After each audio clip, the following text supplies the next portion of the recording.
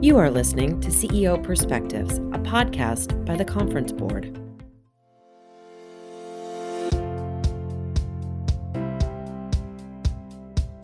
Welcome to this episode of CEO Perspectives, a signature podcast series by the Conference Board. CEO Perspectives are conversations that take an objective, nonpartisan look at a range of timely topics that matter most to business leaders. To help make sense of these topics and how they'll unfold, we'll sit down with thought leaders and do what we do best at the Conference Board, provide trusted insights for what's ahead. I'm Steve Odland, the CEO of the Conference Board and the host of this podcast series. And today's conversation will focus on the Federal Reserve and what it does to stabilize the U.S. financial system.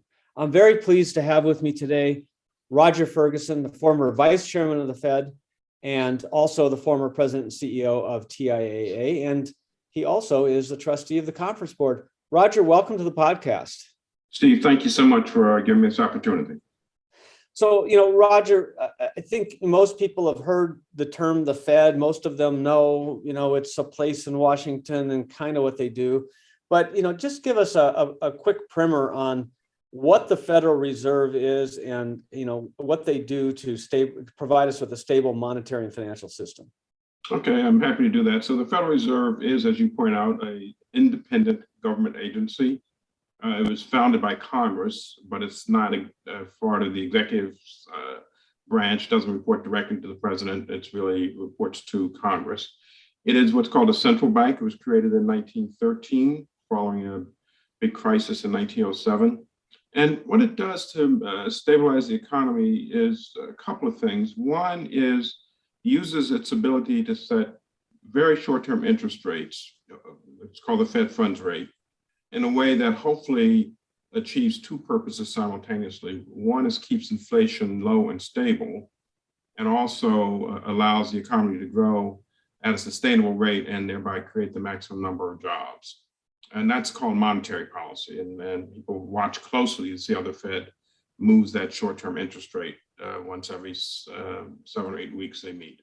The second thing that they do is they also are very responsible for regulating and supervising banks and bank holding companies. And that's obviously, indirectly a way to help stabilize the economy.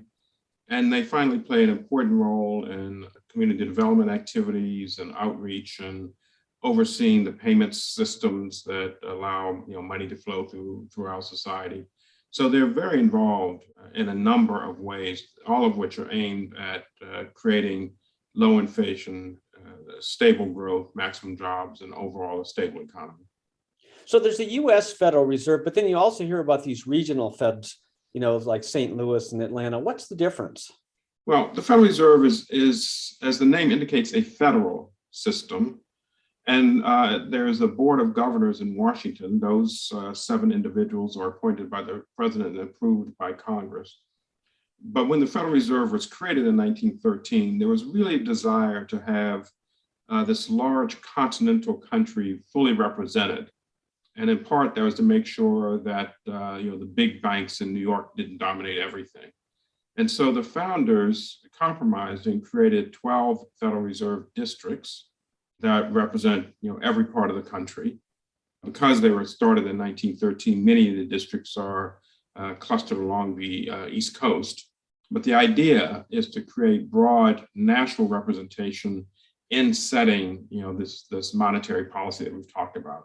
Yeah, so essentially they collect information from the businesses and governments in their area and sort of feed that back into the Federal Reserve. That's exactly right. And they are part of the Federal Reserve. So, and the presidents of those districts sit on the committee that votes on these interest rates. So it's not just feeding information back in, but actually helping to make those decisions.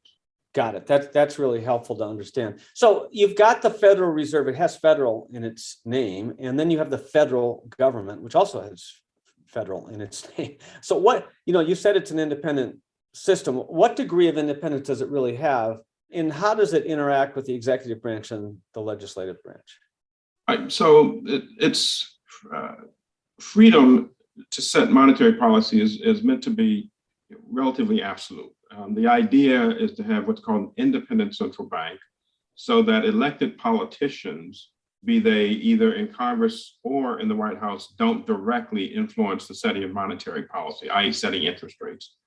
And the fear is that elected officials would always try to keep interest rates low to keep the economy growing hot and not worry too much about inflation coming down the pike, over 2 or 3 year time frame. Having said that, the Federal Reserve is part of government, and it interacts with both the legislative and the executive branch in different ways.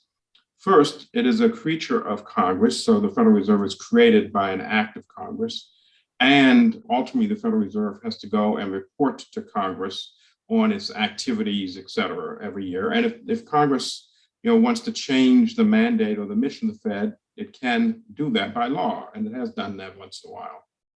The Fed also interacts a bit with the executive, with the president, because as I said, the president nominates the 7 governors, as they're called, and selects from those one to be the chairman, and then there are 2 vice chairmen of the board. And so while the Federal Reserve is independent in setting monetary policy, it really has to look a little bit to the legislature, to Congress for oversight from that, and it has to look to the executive branch to have its seats filled here in Washington, D.C.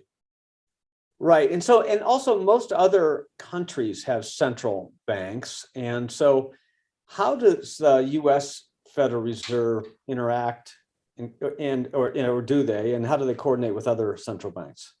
The Federal Reserve interacts with all central banks, or many around the world, in many different ways.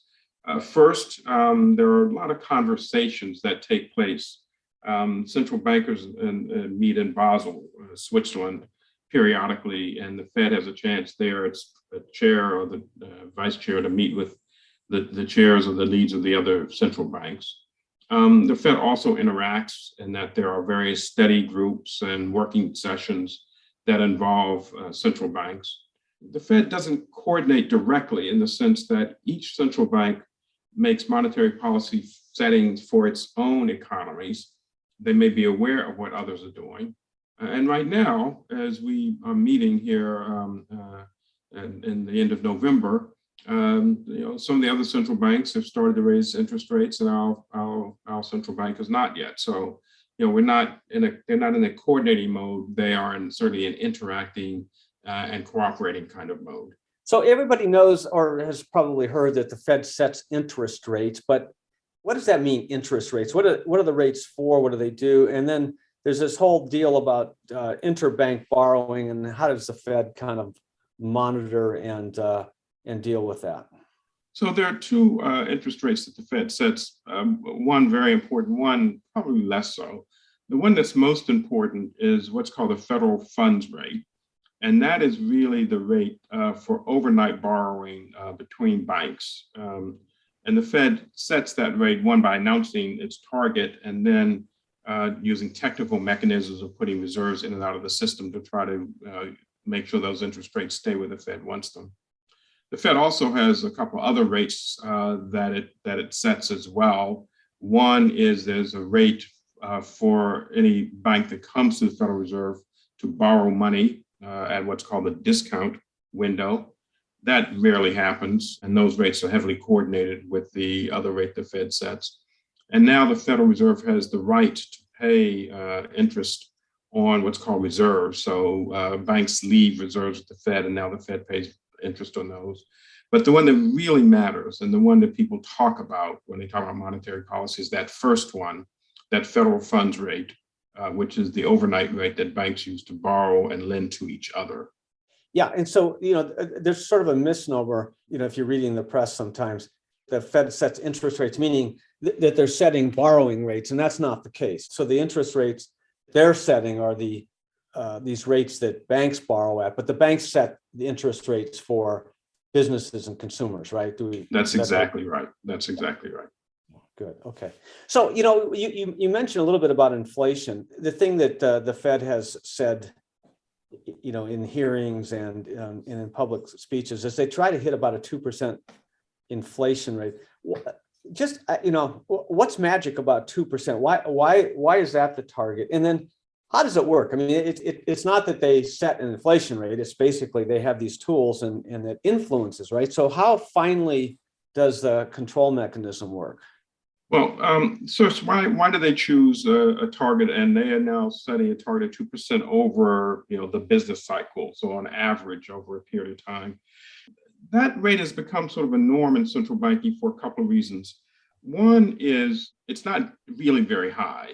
The idea of inflation is you don't want general rises in the price level to chip away at people's savings. So, you want to set a target for inflation that's relatively low, and 2 is relatively low, obviously.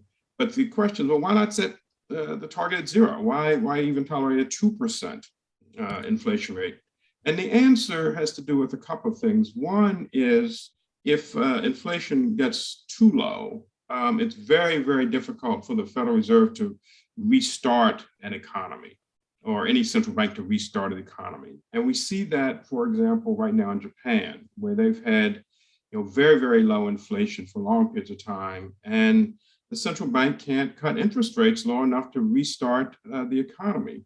And there's another reason that has shown up in economics, which is that businesses need just a little bit of slack in their pricing, particularly with respect to wages, for example. And 2% inflation seems to be one that works pretty well from the standpoint of giving central banks the ability to cut interest rates enough to restart growth in the economy and to create just a little bit of slack in the way that businesses set wages, for example.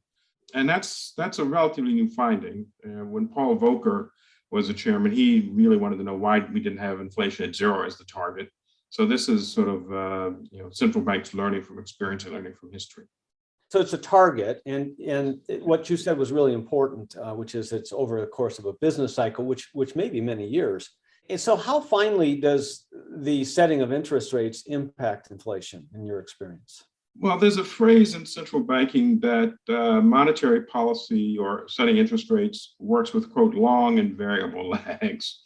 And so it's not a direct science. The correlation is very, very unpredictable, shall we say. And we know that because for the last, more than 15 years, the inflation rate has undershot the 2% target, even though the Fed has kept interest rates relatively low, and indeed low on an absolute scale. So, this ability to, one should not think that the Fed has the ability to actually hit the inflation target exactly pinpointed with interest rates. It is a much more flexible, uncertain relationship between the setting of monetary policy and resultant inflation, which is why in central banking, as I said, the phrase is that monetary policy works with long and variable, and I would say even potentially unpredictable lags. Okay, so the interest rate, which is really the interbank borrowing rate, is one major tool in their toolbox. But another major tool is the use of the Fed balance sheet. And that's referred to as quantitative easing most recently, or QE. And I guess prior to the last couple of years, you didn't hear much about that. So what is it, QE, and how does it work, and why is it all of a sudden being used when it hasn't been in the history? Well, let me start with the last question. The reason QE has been used, and it goes back to the point I made, which is interest rates have been very, very low, almost 0 in some countries. And the central banks are having trouble getting economies going at the rate they wanted, getting inflation back to the target. And so they developed this concept that they would go out into the markets and buy some fixed income securities. In our case, the Fed has been buying treasury bonds and also mortgage-backed securities at a clip of about $120 billion a month. And the idea is if they buy those rates, those fixed income securities, those bonds, those mortgage-backed securities, they will force interest rates down, not just the ones that they control directly, the Fed funds rate that we talk about, but also longer rates, 10-year borrowing, for example. And to your point that you made earlier, and when that starts to happen, then we'll find that banks will set their mortgage rates lower. And it's a way for the Fed to more directly control interest rates at different maturities, at overnight rates, 5-year rates, 10-year rates, et cetera. Now, that goes to the issue around the balance sheet. When the Federal Reserve goes out, or any central bank, to buy these securities in the open market, buy treasury bonds or to buy mortgage-backed securities, they hold them and they become assets of the Federal Reserve. And with any individual, any business, any bank, when you have more assets, your balance sheet gets larger. And so that is what has been happening. And now the Federal Reserve's balance sheet has gone from, well below $1 trillion to something over $8 trillion because they've been buying these mortgage-backed securities and treasury bonds for quite a period of time now. Right. So far, we've talked about the purpose and the structure of the Fed and some of the tools at its disposal. Next, we'll talk about the Fed balance sheet a little bit more and how it's used. We're going to take a short break. We'll be right back. Interested in this content? You can find this and much more at our Conference Board website, www.conference-board.org. Or, even better, contact our membership team and your company can enjoy the benefits of our in-depth research around the economy, environmental, social, and governance issues, public policy, marketing and communications, and human capital. As a member of the Conference Board, you will be able to have full access to all of our cutting-edge research, leading indicators, benchmarking, and data services, in addition to webcasts and podcasts such as the one you are enjoying now. Welcome back to CEO Perspectives. I'm your host, Steve Odland, the CEO of the Conference Board, and I'm joined today by the former Vice Chairman of the Federal Reserve and the former CEO of TIAA, Roger Ferguson. So, Roger, you just mentioned before the break that the Fed balance sheet has grown over to $8 trillion. In a company or any organization, you've got a balance sheet, and that includes the assets, whatever it is, the furniture, the inventory, and so forth. So how should we think about what is the Fed balance sheet in this context? What's on it, and how do they use it? All right. Well, the Fed's balance sheet, like any balance sheet, has both liabilities and assets. For the Federal Reserve, the liabilities are in two categories. One is Federal Reserve notes, i.e. currency in circulation. And most people don't think of that as a liability of the Federal Reserve, but that's really what it is. And that has historically been the largest liability on the balance sheet. But of late, the last year or so, maybe a little longer, because of the item we talked about, that quantitative easing, the other big liability on the Fed's balance sheets are what's called balances held by banks, which are basically bank deposits or deposits of banks with the Federal Reserve. And that's very similar to any other bank. So if you have an account with one of the major banks, a checking account, that appears on their balance sheet as a liability. So the deposits that the banks are holding at the Federal Reserve appear on the Federal Reserve's balance sheet as a liability.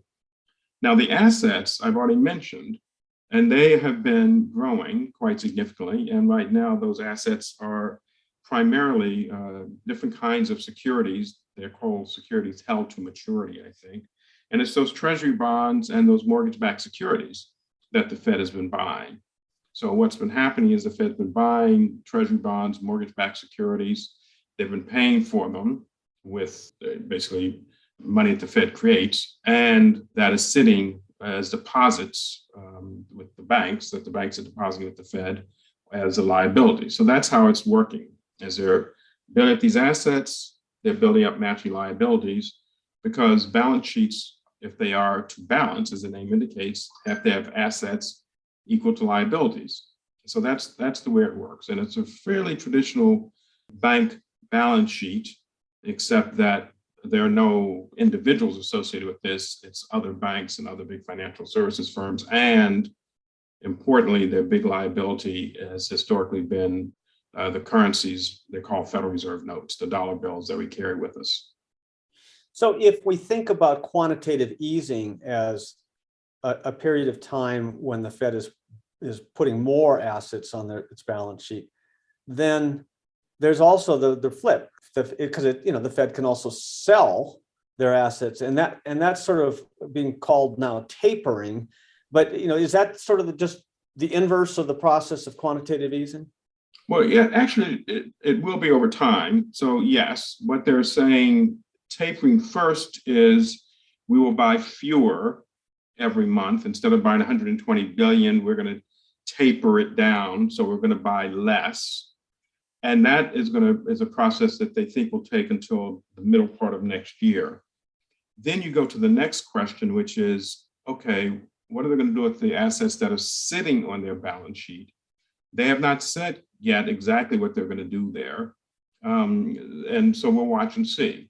I think over time, they will stop, they get paid interest on those mortgage-backed securities and treasury bonds. They'll probably stop reinvesting that money. And then over time, they may gradually start to sell. But right now, tapering is simply they're going to buy less and less. And it's going to take them until the middle part of next year to be in a place where they're no longer buying any mortgage-backed securities or treasury bonds. Until a few years ago, I'm not sure many people knew that the Fed had a balance sheet, that could actually put all these assets on there. But now that we've got it, it's gone up. I mean, pretty dramatically. You mentioned over $8 trillion. How large can the Fed balance sheet get? Is it infinite? Because there really is not a governing body or principle on this, like Congress demands, or banks are held to certain capital measures, for instance. It's not the same thing with the Federal Reserve. Describe the governance around that. Well, the governance around it is back to remember the purpose of the Fed is to keep inflation low and stable. And one of the things that we know is that over time, as the Fed continues to push liquidity, as it's called, into the system, continues to buy bonds, interest rates will go down, inflation may start to rise. So one of the limitations on their ability to do this is that inflation may eventually start to rise. This is a long-standing concept. It goes back to a famous economist named Milton Friedman and others who say that inflation is everywhere and always sort of a monetary phenomenon, he calls it. And what that means is, creating too much money, chasing too few goods, and so that drives inflation. So one of the big constraints on any bank's ability, central bank's ability to do this, is you don't want to create so much in the way of monetary stimulus through building the balance sheet that you create inflation. The other limitation on it may well be that at some point, and this is not going to happen in the United States, but it's happened other places, individuals start to lose trust in the central bank, and that can also lead to, over time, sort of a bout of inflation. And so there's no legal limitation on it. Congress hasn't said that the balance sheet can't be much larger than a certain number of trillions of dollars. You're correct there. But what ultimately limits it is the concern and the risk that inflation will pick up, and then the Fed will not be living up to one of its major goals, which is keeping inflation low and stable at around 2%. So it's really kind of self-managed through these multiple objectives that the Fed has to manage to. So Yes. if we're able to move whatever, these trillions of dollars of federal debt over, why don't we just move it all over there? And why don't we stop selling it to the public and to other countries? This is one of those very, very important points that has to be understood. So remember the conversation about the Fed being an independent part of government. Central banks are very, very reluctant to be in a position where they simply buy whatever the government wants to print, because then you lose discipline. There's an anxiety that inflation starts to pick up again, as we've talked about. Places where that happens, when inflation gets to be very high, is called hyperinflation. And this would be inconsistent with the kind of independence that the Fed has. I will say, for the sake of historians in the audience, during the Second World War, the Fed actually promised to help to support the war effort and the debt that the government was issuing. But then in 1952, there was an agreement between the Federal Reserve and the Treasury. It's a famous accord that said the Fed no longer had to operate monetary policy with an eye toward supporting the fiscal needs of the government. I'm sort of paraphrasing. And so we're one of those countries where the independence around the topic you just raised was actually subject of a negotiation after the Second World War. Yeah, and I think for a long time, certainly most of my lifetime, there's been this incredible delicate dance around the Fed. Of course, the Fed chair always has appeared before Congress, but the executive branch and the legislative branches have been very careful not to criticize the Fed, very careful not to appear to be creating undue influence. But these days, you're starting to see a little bit of the criticism out in the marketplace, and it feels to me, at least, like there is some attempt to politicize this. I don't know. Do you feel the same way? And what are the risks of that? Well, I think throughout history, both things have been true. And so certainly we know Lyndon Johnson once called in William McChesney Martin, the chairman of the Fed at his day, and we believe jawboned him about interest rates. Richard Nixon famously attempted to influence Arthur Burns, the chairman of that day, and some people think he actually did do that. I know that occasionally other presidents, Ronald Reagan apparently called in the chairman of the central bank during his day. He didn't say anything in that meeting, apparently, but James Baker, if you read that biography, encouraged the chairman to be cautious around interest rates. And so there's always been a desire to both respect the independence of the Fed and to not comment on monetary policy. But every president, or many presidents, have also attempted to influence, maybe not so subtly, maybe directly. Now, we've also seen even more politicization, where some presidents lately have been very, very vocal in their criticism of the Fed. That was not true of President Biden, obviously. And so I would say, there's always been a desire to have a little bit of influence. It's maybe the tone has ramped up lately. But fortunately, the Fed chairs know that it's really important to be independent. And I am highly confident, even as we're about to see either Jay Powell reappointed or another person appointed to the chair, that will continue to have chairs that really respect the need to be independent from the pressure of the executive branch. Yeah, and the pressures from the executive branch and also the legislative branch is to try to keep interest rates low so that they can fund the debt, right? Because if you simply let them rise, then a bigger and bigger portion of the U.S. budget would be used to fund the debt, and then not allow all the other funding. So this is, I think, the nexus of this tension that is always there, right? Absolutely, and that is why this notion of having independent central banks, so that politicians won't do what they naturally want to do, which is keep interest rates low, vamp up the economy, and not worry too much about inflation. And inflation is a really bad hidden tax on everyone, particularly poor people. So there's a good reason to keep inflation under control. And that's why independent central banks are so important, not just here, but around the world. Yeah, and you see this in other countries where that independence is jeopardized, and you see hyperinflation and currency devaluations, and wow, and always the people at the lower socioeconomic ends are the ones that get the most hurt. It's just terrible to watch. So it is. So just before we finish, Roger, you were the vice chair of the Fed during the attacks of September 11th, 2001. And in fact, you were the only Board of Governors member in New York City in that period of time. And you're credited with almost single-handedly keeping the financial system afloat during a period of time when we were under attack. We didn't know what was going to happen here. And so, you personally, have been acknowledged and should be rewarded for, this incredible feat that you did. But share with us your personal thoughts and experiences there. Well, it was a day of incredible uncertainty. My wife called me. My wife was a government official at the SEC, called me to turn on the TV, and I saw the second plane go into the second tower, and immediately knew there was going to be a huge loss of life in New York, potentially, but also a great deal of disruption in the financial system. And you give me a great deal of credit by suggesting I single-handedly stabilized the situation. The truth of the matter is there was a very large and capable Federal Reserve staff in Washington, D.C., in New York, in Chicago, around all the reserve banks. And what we ended up doing that day was unprecedented in using all of the Federal Reserve's tools to stabilize the financial system of the country and, by extension, the world. And those tools included everything from making sure there was currency in ATMs to providing emergency loans to banks, to actually keeping our payment systems up and running almost 24/7. Some has been written on this, more will come as this is the 20th anniversary.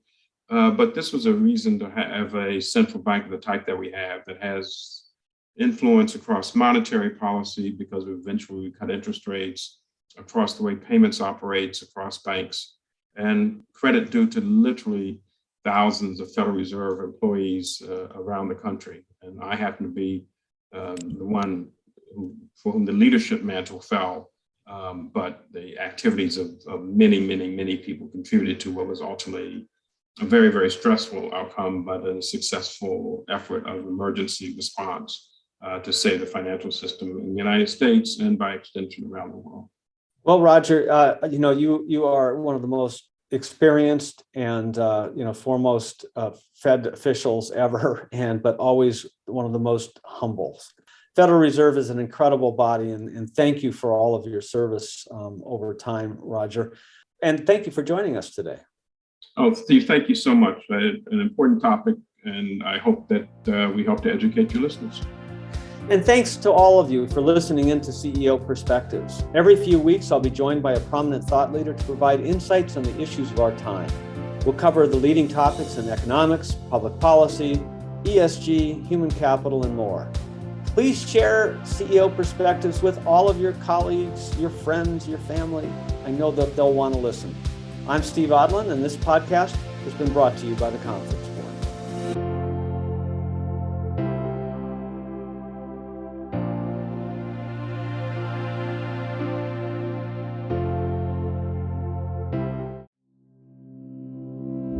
You have been listening to CEO Perspectives, a podcast by the Conference Board.